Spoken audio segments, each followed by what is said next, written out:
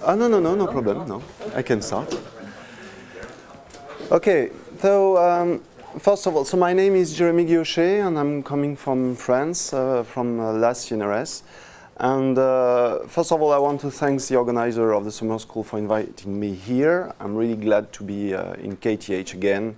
So it's my third time here, and each time I'm coming in June. It sounds like the perfect time. So thank you very much to the organizers, especially Martin and Joanna, which is around. But my talk will be really focusing on one aspect of deploying a CPS system of system, or just one single system, because I will more focus on robotics and autonomous systems, as you will see in my slides. And I just want to, so I have just one slide about where I'm working, because it's not so obvious. I'm still I am in the south of France. And in this lab, we have a computer science department and a robotic department and other department, automation and electronics and nanotechnologies. But it was just to mention that I belong to the computer science department, but I have many projects with the robotic department. So we are working together, and especially in the domain of what is called dependability. And I will give this definition after all. To make it simple, I have a proposal. It's not something that you can find in papers and things like that. It's my vision of why I am working on robotics for more than 15 years now, and why it is not only an application domain for me. At the basic of building whatever system, including sensing, acting, and maybe planning, at one step, the basic idea is to define the system behavior with a state machine. So I guess most of you and all of you know about state machine. Okay, very simple. It means that you are able to describe the system with a set of states, saying, okay, in this situation you have to do that, or it could be used for controlling, but not only for controlling, observation or acting or whatever. If you have this situation, I detect there is, okay, this object, or I can detect there is collision in this situation. But at one step, if you are working and deploying system with more situations, with more complexity, at one step it's not manageable to describe just your system with a state machine. So it's not always explicit that you have a state machine in such system, but if you are trying to start modeling the behavior of your system, usually you can use a state machine like that. But at one step it's not possible. So my vision is just, if you are deploying systems at one moment, it's not possible to describe it, the system itself or the environment, with a state machine. It means that you need another technology, another thing, which is not based on state machine and which has appeared with this paradigm. So Martin already told about that with different terminology. At the beginning it was called sense, plan, act.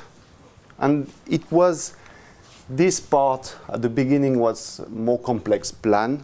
But today, with the use of machine learning for the sensing and observing, and also for acting, I would say that this paradigm of I'm not using a state machine, but I'm using a state exploration, could be done in all those different layers, sensing, plan, and act. Autonomy is also, so I'm just introducing my vision of autonomy, and then I will focus on why we have to develop some new dependability means. Of course, no human intervention is objective, the final objective of using autonomous systems. And one big point is also to work in unstructured environment. And the basic system, the first one, using this paradigm and with no human intervention in unstructured environment was Shake the Robot in '66. And at this point, it was really interesting that there was some planning, and you can see you have a mobile base here and cameras and things to avoid collision and plan a trajectory in the lab. So it was in '66. I just took one example of a modern system. So I'm not working at Uber, and you will understand why. I just picked this slide from their website. And what was interesting is that actually, so it's not an autonomous system. They avoid to use the word autonomous system. Of course, it's self-driving or something like that. I don't remember exactly. Yeah, self-driving Uber sensor suite here. So what is interesting is actually that the technologies have been improved, of course, but you can find out most of the technologies that were experimented at the beginning of the robotics.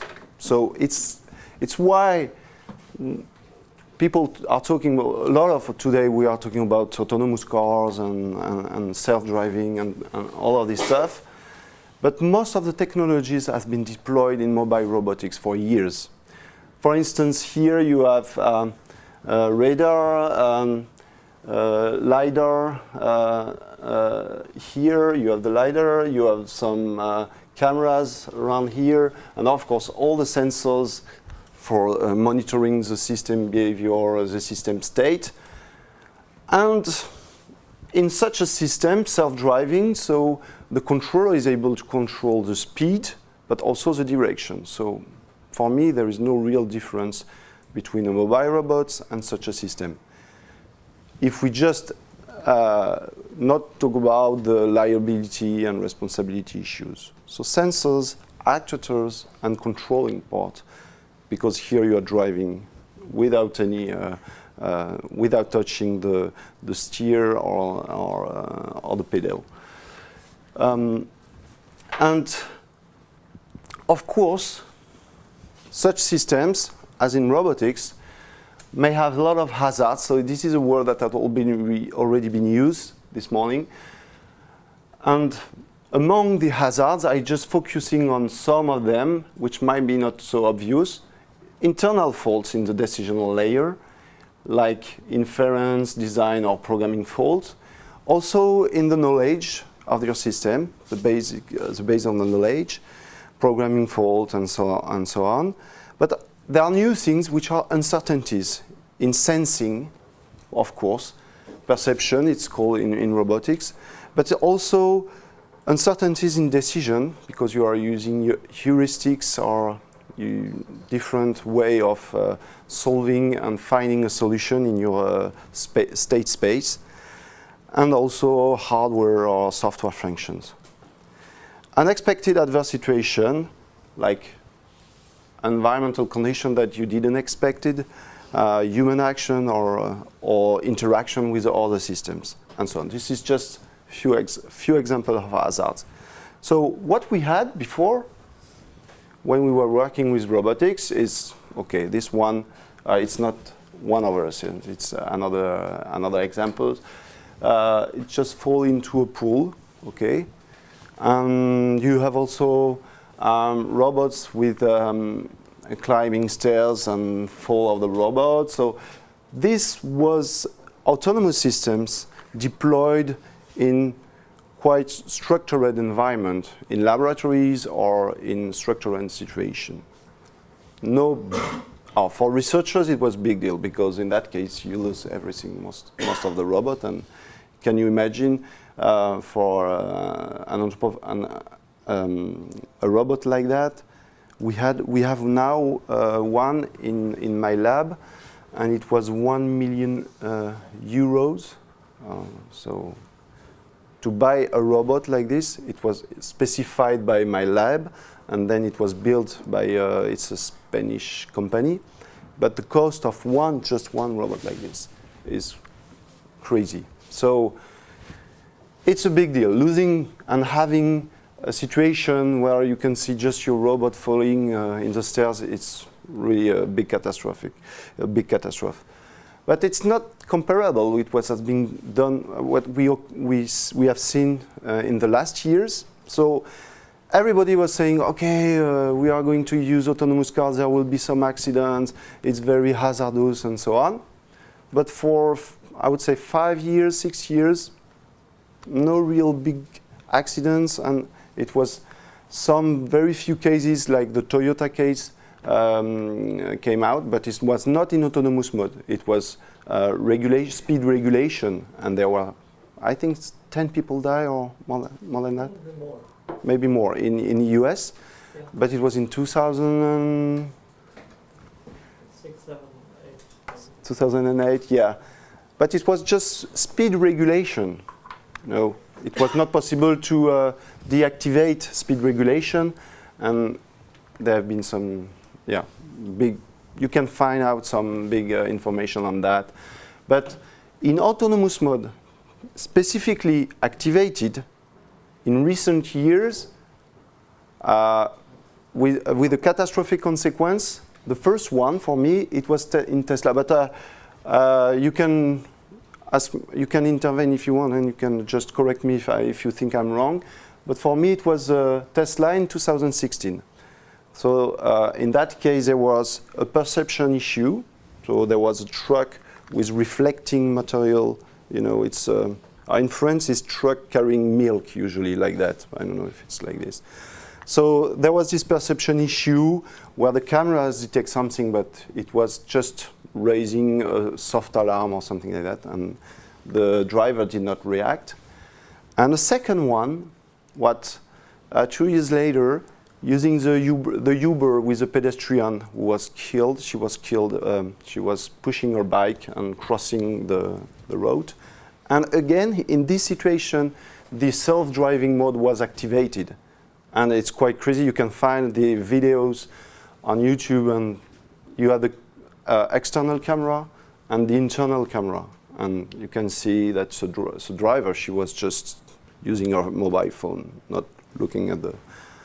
But in any case, she was something like 80 kilometers per hour for the speed of the car, and it was night. So the LiDAR, the sensor, it's a laser sensor, was able to detect there was a pedestrian, but actually it was a false negative and true positive balance, and the system decided that it was okay, a false positive. Actually, there was this catastrophic event induced by the use of the self-driving mode.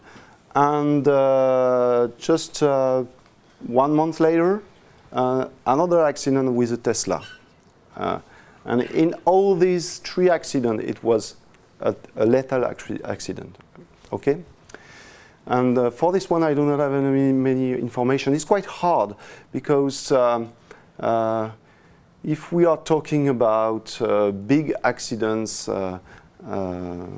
like aircraft accidents, something like that, you have official reports. So you can find them on internet, and you have pages and pages explaining what happens. In those cases, it's quite difficult. I think for this case, you can find 2 pages, official 2 pages describing the accident. So it's not so easy to find the information. Okay, so if we are talking about trust, looking at those accidents, of course, this is a big challenge. As a researcher, I'm interested in this issue of trust of autonomous systems. But today, who is working on that and on this specific issue of trust for autonomous systems?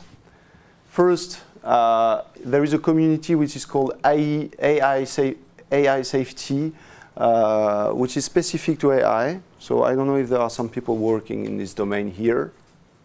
Yep, can you raise your hand? No, okay. So if you go around, you can type those 2 keywords, and you can find out some people working on that. But they are more focusing on how to change the AI behavior and modify the training to push it in a wrong direction. And of course, safety critical embedded systems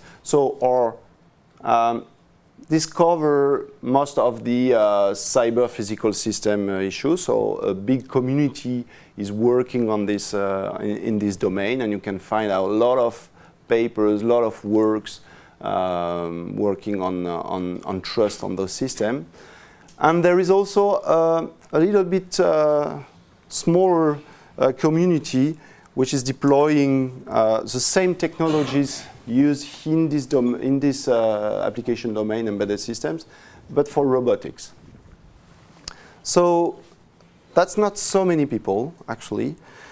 But we are using some basic concepts around dependability.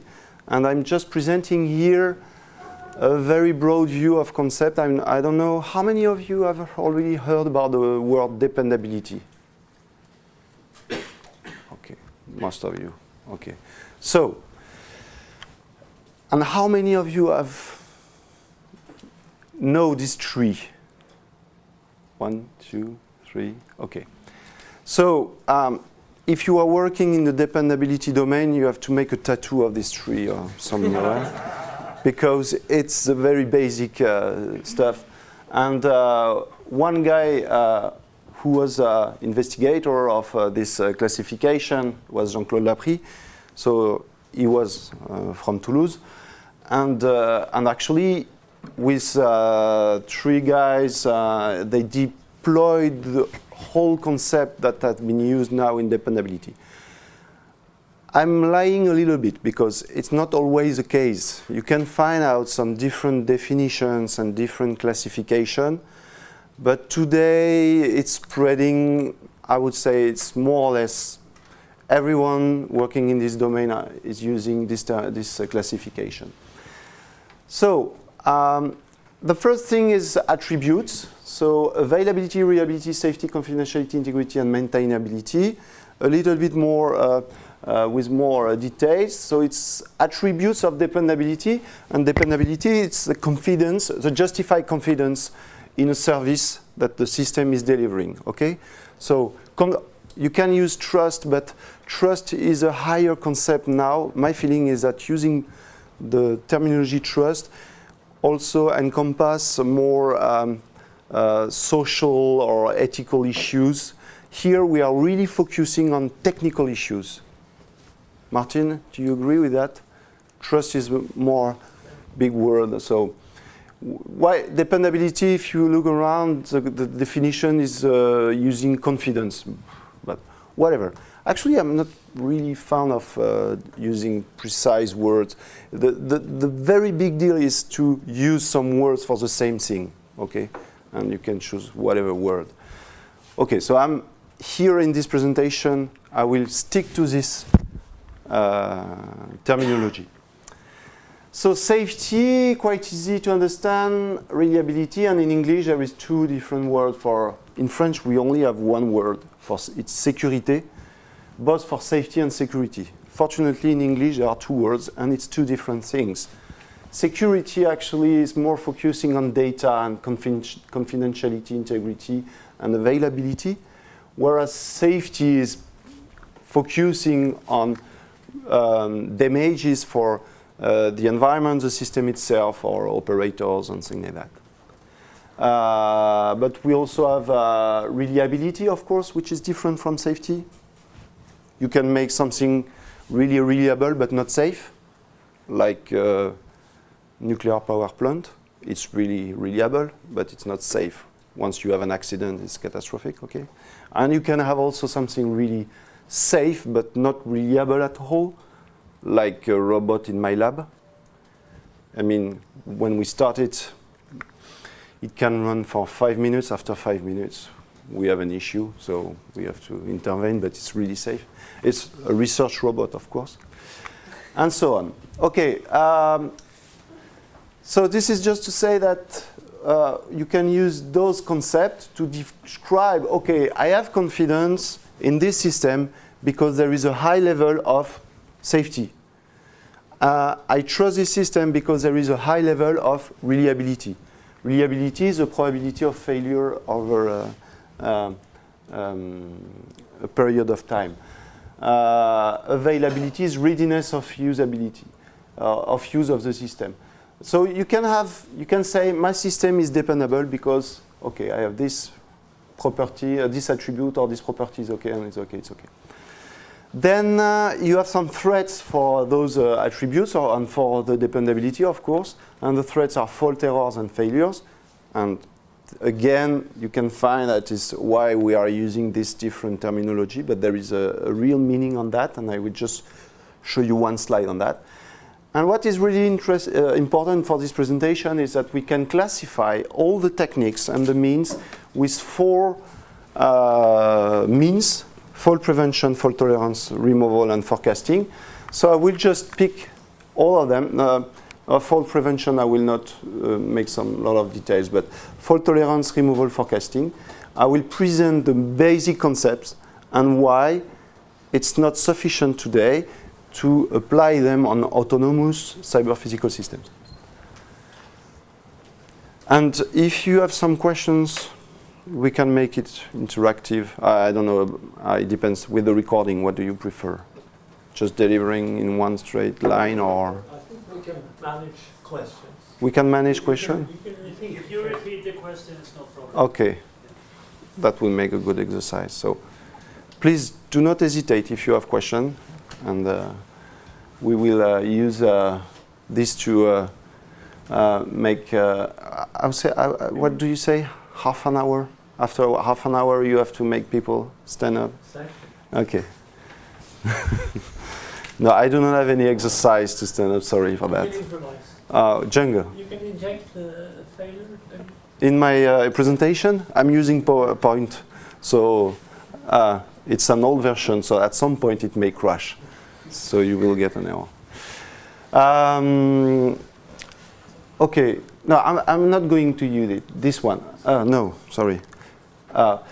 Why we are using this fault, error, failure sequence is actually because you can use the fault terminology for something which has not been activated in your system. It's not because there is a fault in your system that it will be activated and then that will produce a failure. You might have a fault in your system and you execute it and there is no trouble. So it's why once you activated this fault, it becomes an error and then there is a propagation. And failure is only used when you are defining a boundary to say, okay, beyond this boundary, I'm waiting for a service. And if there is a deviation of the service, we call that a failure. Okay? Just an example. I think it will be easier to understand that. Don't look at the error programmer for now. I just put an example here of a fault. Let's imagine you have a comma, semicolon, sorry. Okay, this is something I have already seen in my life. A semicolon just after a for. Have you seen that? Maybe? Okay, so then the system is not doing what you expect, actually. That is, in that case, executing 10 times this action. And if you are not executing, and if you are not, if the execution pointer is not activating this for, of course, it's not becoming an error. But once the execution pointer is coming on this line and executing this line, then it means that you are not executing this at all. So you got an error in your system. Your system does not reach the state you are expecting. And if this error is propagating until the delivery of the service, if it's propagating, it becomes a failure. Okay? So a wrong semicolon, it's a fault. Once it's activated, it becomes an error. And if there is a real propagation to the service, it becomes a failure. Right, simple. Okay? This is how we are using this terminology, but of course, sometimes it's really hard to use. It works well most of the time, but I just pick up some example where it becomes a little bit difficult. What about uncertainties in perception in robotics? Is that errors, faults, failures? You can say it's a fault because maybe I choose not the right software or not the right sensors for this situation, but it's not so easy. So it's difficult to apply this fault theory and this fault definition. Let's consider incompleteness of training data if you're using a machine learning algorithm. We can say, okay, it's a fault. Which fault? I do not have the complete data, but actually it's impossible to get all the situation in the universe. So just use the terminology of fault is quite reducing this idea. Difference between training and operational environment, which is more or less or distributional shift in machine learning, which is more or less the same idea. So sometimes it's not so easy to use this terminology, but I didn't find any other terminology which is actually sufficient precise and sufficient clear and published also to be used in cyber physical systems, and particularly in robotics and autonomous systems. So this was just for introducing the main concept of dependability, and now I'm going to present you some example of techniques that you can find out in the dependability literature. And I didn't introduce what are the fault tolerance, faulting, removal, and prevention. So first idea is, okay, I want to avoid that some faults are in my system. So I can use some fault prevention techniques like preventing occurrence. Fault prevention, I'm not going to present it because it's too wide. It's more or less what you can find out in software engineering, like using middlewares, using standardized or certified middleware or operating systems.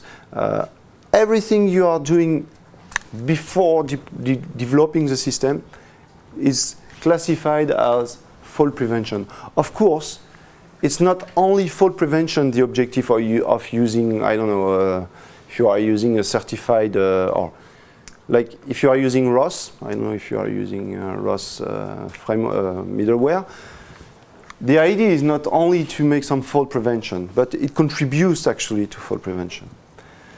Fault removal is, again, once you want to avoid fault, you want to find the fault in your system and remove them from your system. This is fault removal. But everybody knows now, and you have to accept that fault avoidance is not possible. You cannot remove 100% of the faults, so there will be some faults in your system. Okay, so the basic idea is to make some fault forecasting. Okay, what happens if there is a fault in this component or in this component? So you just find the way the fault can propagate in your system to estimate the consequences and the probability and or the likely of those faults.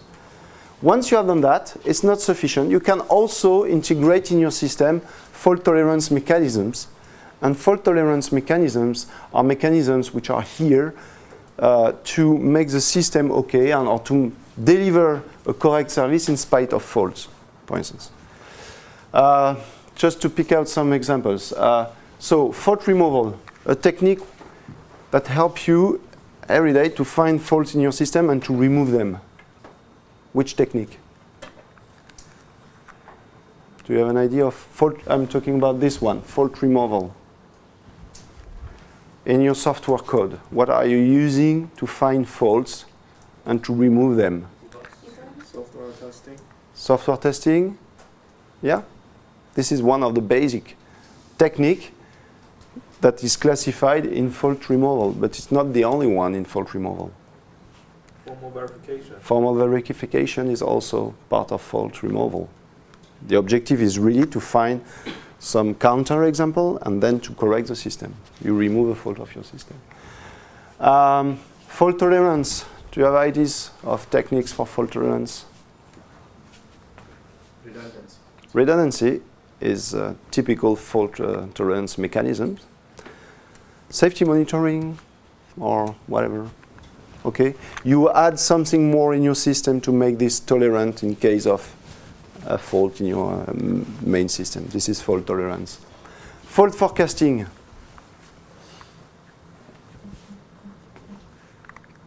There is another name for that, but I'm not using other concepts because after all it will become too fuzzy. It's more or less all the risk analysis techniques. So I don't know if you are aware of those techniques, and I will just present one slide on that. Fault forecasting is risk analysis techniques, is techniques that help the designer to understand how fault can propagate in the systems, for instance, and estimate their likelihood and severity. Okay. So let's start with that. Okay, so I start with just fault forecasting. At some point you might disagree with what I'm presenting because I said I'm sticking to the terminology deployed by Jean-Claude Laprie, which is a terminology which is used in many cyber-physical system deployment, but it's not the case on some domains. So, and I will appreciate to exchange on that, so do not hesitate. So, fault forecasting techniques, some of them, of course, because there are many, so I just pick out some different approaches. Maybe you have already seen such trees, which are called fault tree analysis. It's just a way of showing the logical combinatory of faults in your system, and how they can combine themselves to produce a failure. And then, once you have built such tree, you can find several things like minimal cut set, like okay, if there is only the error here, which is also here, it might lead directly to the failure of the system, or here of an unwanted event. And it's also useful to compute probabilities, because you can combine, you have AND gate, OR gate, and so on. This is something really used for years and years in aeronautics domain, not only in aeronautics, nuclear power plant, in every safety critical domain. Fault tree analysis was one of the top used technique. But in Toulouse, we have the Airbus company is located in Toulouse for all the big assembly line and so on. So we do have a lot of interaction with them, and I've seen some documentation about the fault trees. They are performing fault trees analysis on planes, and it's just crazy. At some point, you have 500 pages of fault trees. Like you just go around, and it's a huge documentation. And the probability which is computed here is something less 10 minus 9 or 10 minus 8. So you can imagine you just change a slight number in such fault trees, and then it changes this one going from 10 minus 9 failure per hour to 10 minus 10 failure per hour.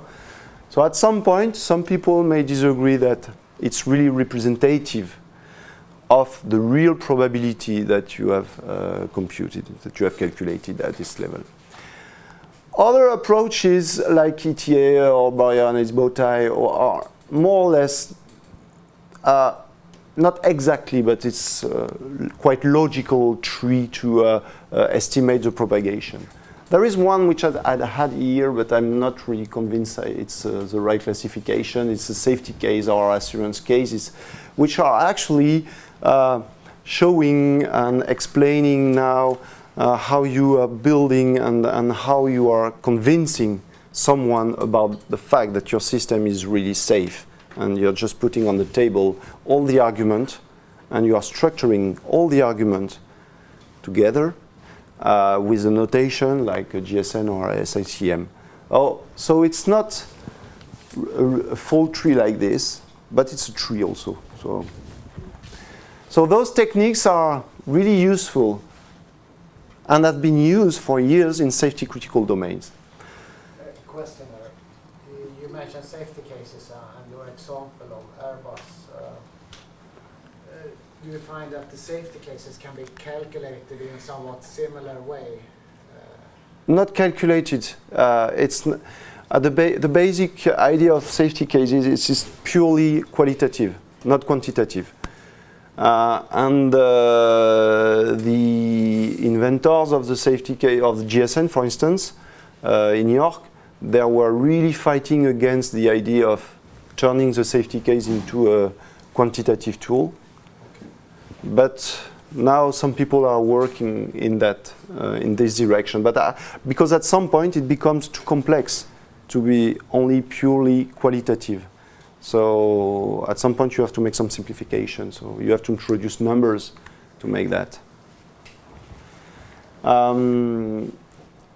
Yeah, and my vision of those risk analysis or fault forecasting. I don't know if you have understood that I'm sticking to my terminology, and I will not talk about the terminology in risk management, for instance, hazard, risk analysis, risk treatment, and this. I'm not using this terminology. You could use it. It's actually, but it's another. I would say it's another level of abstraction, actually. It's a higher level of abstraction. Here we are really on the technical part, the software, the hardware, and things like that, okay? There are some techniques like FMECA, HESOP, PHA, which are more table-based techniques. So you are just filling some tables at some point, and it requires a lot of manpower because it takes a lot of time. It's purely manually.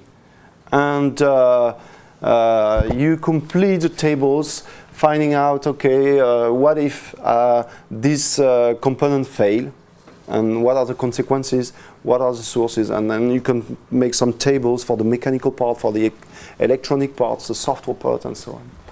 So this is table-based techniques. And the third one for me is more state-based techniques where you can represent probabilistic approach like Markov chain or Petri net to represent failure rates or maintenance reparation rates.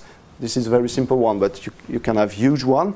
And in this approach, you just use some basic state machine representing when the system is okay and when the system fails. Altarica is a tool which has been also deployed more recently to integrate some fault in your design and to propagate them and to estimate how the system will react. So just a question about the first one, FTA, is based on combinatorics. And you probably use coordinate diagram or something like that. But the second one, even tree analysis, isn't it based on the state-based state mapping actually? The second ATA also. ATA event tree analysis. Yes, So the question is it part of table-based? No, the last one, the part of the state-based. State-based probabilistic propagation? Yeah.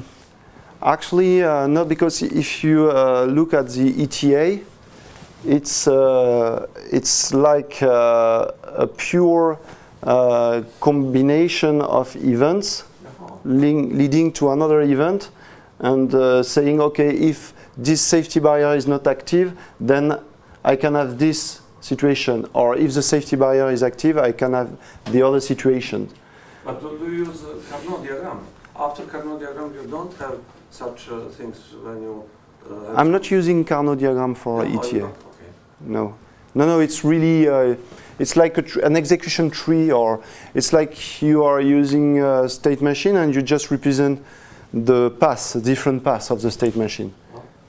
Maybe you can retrieve from the ETA to formalize it in a state machine, but it's not the way it's used actually. So, yeah, I'm not going into the detail of that because I will just focus at some point in some research work. And here the idea was to give you a broad vision of what is part of dependability. So it's a pure lecture on dependability. And also to give you some pointer and to look around.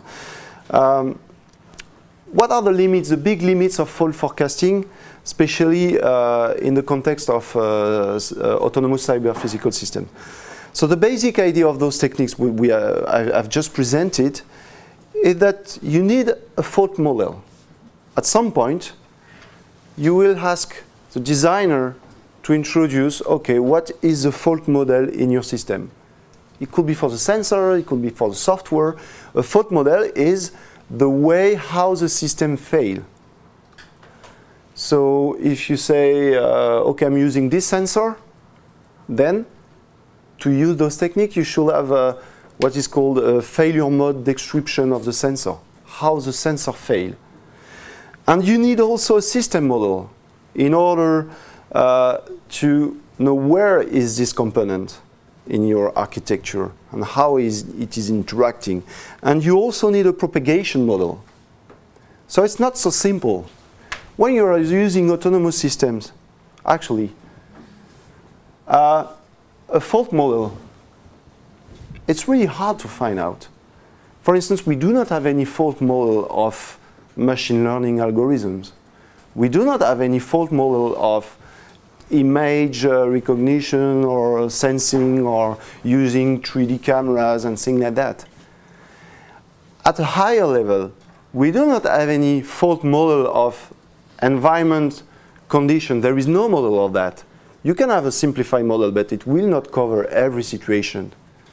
And it's really, really hard. So I've just been around for, because I'm going to present, we are working on testing autonomous system, and we are building virtual 3D world to put our autonomous system in. But actually, it's just really difficult to find out all the situation. No system model or environment model also, so as I said, and no propagation model. Like, it's not possible to find any probabilistic model of failure of whatever, of a planner, of a robotic planner, a task planner, a trajectory planner, or other algorithms which are based on machine learning or not, but there is no probabilistic model. So it's really, really limited to apply all the techniques I just presented you before. I'm going to switch that one because I do not have, I think I have to hurry up a little bit. I don't know, I started at, I should stop at, what time I should stop? 11:45? 45, okay. 35. Perfect. 45. You said? 35. Okay, 35. Okay, so I need to hurry a little bit. Okay.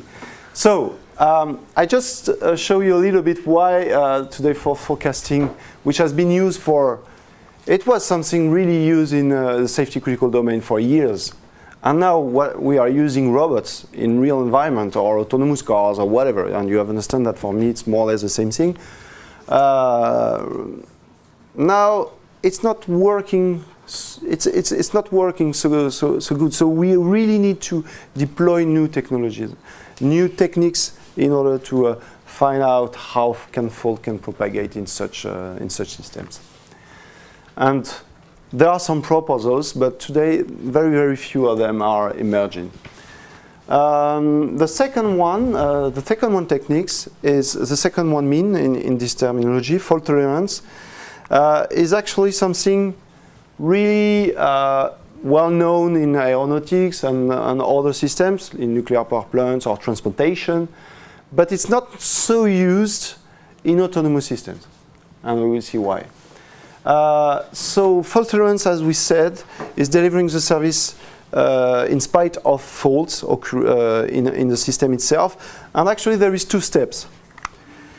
In fault tolerance, so it means there is a fault, but it's not possible to detect a fault while the system is operating. So fault tolerance, it's when the system is running, okay? And actually it's not possible to detect the fault, the semicolon, in your system while it's running. What you can detect in a system is the activation of this fault. So it's called the error. So the first thing you have to do when you are implementing a fault tolerance mechanism is to detect an error. And once you have detected an error, you have to recover. And recovery is actually, so you transform an erroneous state of your system in a state free from detected error. But actually it does not mean that your system can just behave as in normal situation or normal condition. Actually there is different approaches. The first one is if you can recover from the error, you can recover using compensation, like you have a perfect redundancy, and in that case you have an error, but you just use the redundancy to pursue the action. It's okay, you just continue the mission with the same safety level and so on. This is called compensation. But there are also other error handling, like backward recovery, which is actually not possible in autonomous system. Backward means that you put your system back in a previous saved state. It's really used in big data server or big computer where you have an error and then you just store and save the data each minute or each 10 seconds. And then when you have an error, you can recover and bring back the system in the same state it was just before the failure. This is backward recovery. But you cannot imagine the same idea with an autonomous system, of course. Okay, you just move back and go back in the same state 30 seconds or 10 seconds before. It's not possible in a cyber physical system. But what is possible is forward recovery. You just put the system in a new state. So it could be a new state with a degraded mode or a safe mode, for instance. It's a new state. So you just have those three different error handling, backward, forward, and compensation. Some people are working on fault handling. Fault handling is that you are able to find out, actually, I detect an error in my system, but I am able to find where is the fault, where is the semicolon, the wrong one in my software, which is really hard. Because actually, you just observe that the system is not delivering, for instance, the good location, the good position of your robot, but you don't know where is the fault in your system. So you have to find this. This is called diagnosis. Sorry, there's a fault here. Isolation and reconfiguration. It means that you find out where is the fault in your system, you isolate it, and then you reconfigure your system to take this piece of software or this sensor or this actuator out of the system, that you disconnect it, and then you continue to use it, but using another one, using redundancy usually. So that has been used in satellites, for instance. I don't know if you have seen The Martian, the movie, and the book, The Martian. So it's and you can download the book for free because it didn't find any publisher, so we put it on the web. It's really interesting, and you can find out that a lot of research has been done to write this book, and at some point they are changing the code of a rover by distance and changing a piece of code because there was some fault, or they wanted to change some functions, and this is actually has been done with satellites. Of course, it's a really difficult operation.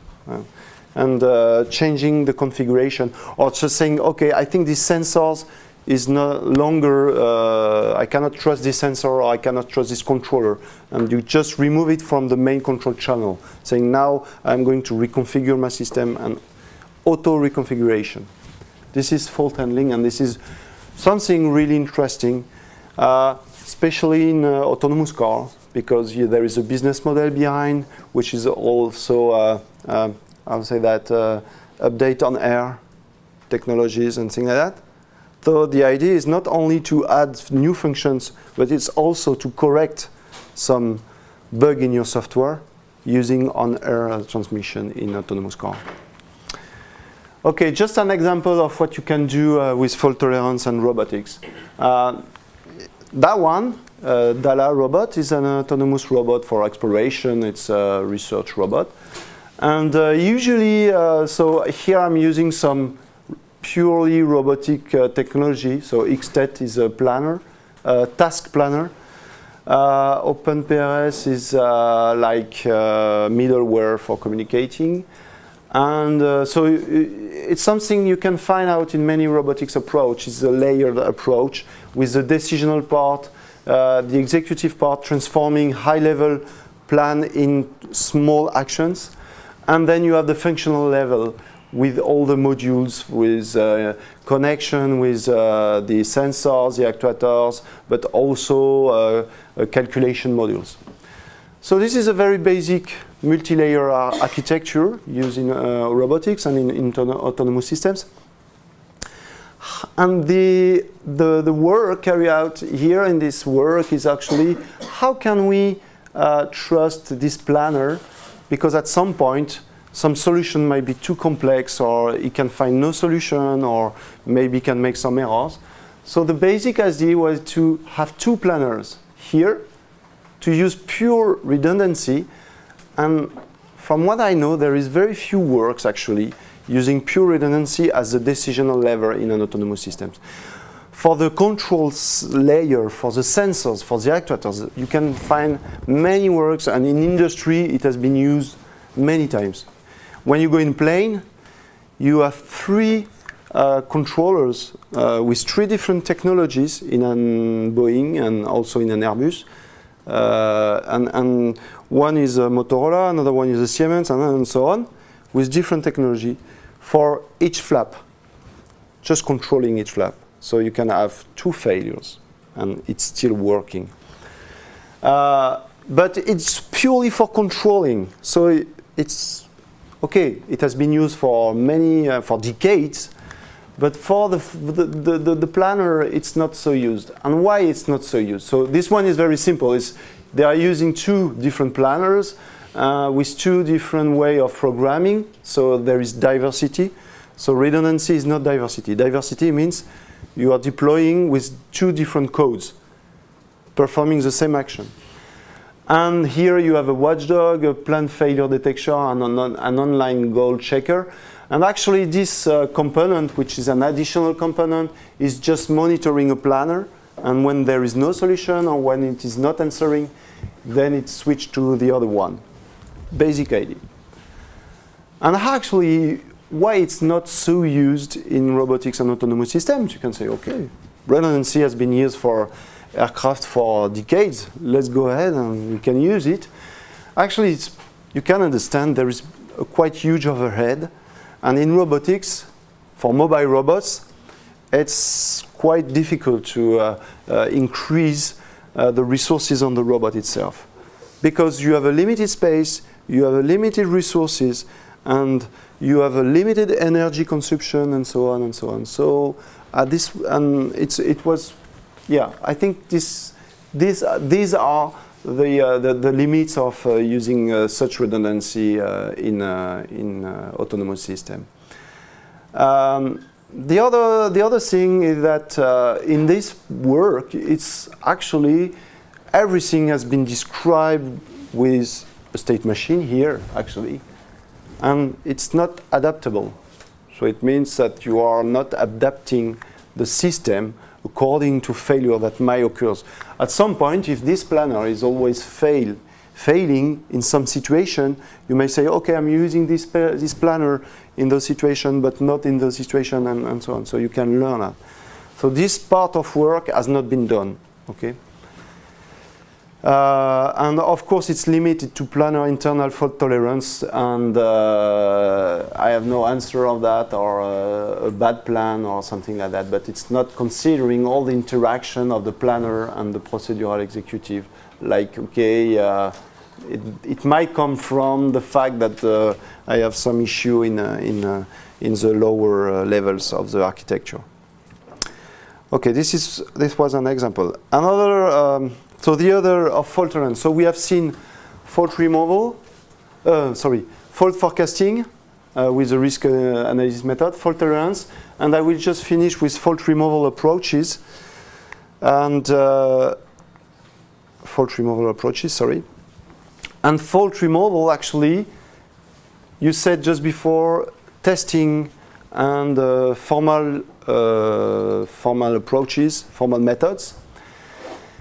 Fault removal is just reducing the presence of fault. Remove the fault from your system. So it makes things really clear about the fact that you have to verify that your system satisfies some verification properties. It's always the same thing. You verify some properties, said, okay, this property is not checked, so it means there is a fault in my system. So you have to find the fault, to remove the fault, and then perform non-regression verification tests or non-regression verification, of course, once you have made the correction. This is a very basic steps of fault removal. And this could be applied to testing, this could be applied to formal methods and every fault removal. And I will just show you some example of fault removal techniques and only focusing on verification. On the verification part, this one. For verification part, you can use test, as we have said before. Model checking, for instance. But also other approaches, and I'm not going to explain all of this, theorem proving, static analysis, reviews, and inspection, to remove the faults. So I'm just going to show you, and you can apply at different steps, of course. Just an example. For example, model checking. So model checking has been deployed for quite, now you can find out in some standards, like in the DO 178C, which is a standard in aircraft, there is an annex which is describing how to use formal methods in the aircraft domain. But actually nobody is using it. It was published 5 or 6 years ago, 5 years ago. And because engineers are really, really interested in using formal methods to replace, it's just to replace testing actually. But it's really, really hard to use that. So it has been introduced in some industry, but it's still, my feeling is still a research activity for the moment. To be really deployed in industry, it's very, very we do have some connection with some industry using model checking, but it's some industry who have a strong connection with research lab. So the basic idea of formal method in general and in model checking in particular is that you have a system behavior model at some point, and you have some system properties, like safety properties, for instance, and you put that in a magic box like a model checker, and it delivers you, okay, considering this behavior model, the system properties are okay, or they are not okay. This is a very basic idea. Behind this, it's formal approaches like it's using this behavior model to check some properties like I will not reach this state if I did not go first in this state, and so on and so on. Or I will never reach this state. This is also possible with formal approaches. So let's have a look on some work on model checking in autonomous robot, for instance. So if we just say, what do the robotic software developer want about model checking? They want to check that the robot behaves safely, usually. Like, for instance, stop in time when an obstacle has been detected, or also check that the robot has a consistent perception loop. And we can say, okay, why not use basic model checker? And as I said, today it's really, really rare. And few people in research community, a lot of people are starting to use it, but it's not so used for the moment. Why we cannot use basic model checker? First, it's because there is no formal specification of autonomous systems. And in that case, it means that once you have built the complete system with the software and the hardware part, and Martin also told that in one slide, he said there is no, it's not deterministic. And actually, it's because this non-deterministic approach, due to not only time, but also because of the software itself. Right. Imagine you are using a machine learning algorithm. Of course, it's purely non-deterministic. It means that you have no what we call formal specification describing the requirement. How can I explain that? For instance, if you are using a machine learning algorithm, of course, you are just with training, you are just using a bunch of pictures. But it's not a formal specification. You are not writing explicitly a car is composed of this and this and this with this and this. You have just a bunch of pictures. So this is the difference between what we call formal specification and data for training. Okay. And model checker, as I said, are really using are completely based on the formal specification. The second limit of using that is there is no behavior models of autonomous system. It's not possible at some point to describe the complete system with a state machine. It's what I said in the introduction. There is no behavior that could be represented with a very simple model. Again, task planner in robotics, it's using heuristics or aleatory conditions and so on. So it's not possible to draw a simple state machine. And if you want to check some properties, it's mandatory to have those state machine. And of course, there is a semantic gap between a robot software guy and model checker tools. It's I don't know, how many of you are using model checkers here? 1, 2. Formal methods? Okay, the same. So try at once that if you are deploying software, if you want to use a model checker, you can download some very, very easy tool like UPAL or NewSMV. I guess that UPAL is maybe the simplest one to start. I don't know if you agree. No? You are using UPAL? And it's not so simple. There is a gap between the semantics while you are deploying the software. So it's not so easy. And if I've been around such work, for instance, people deploying some robots software, and they transform directly the software into a language that can be used for using a model checker. But if you dig a little bit in those such approaches, actually, they just focus on the functional part of the software, but not on the decisional part.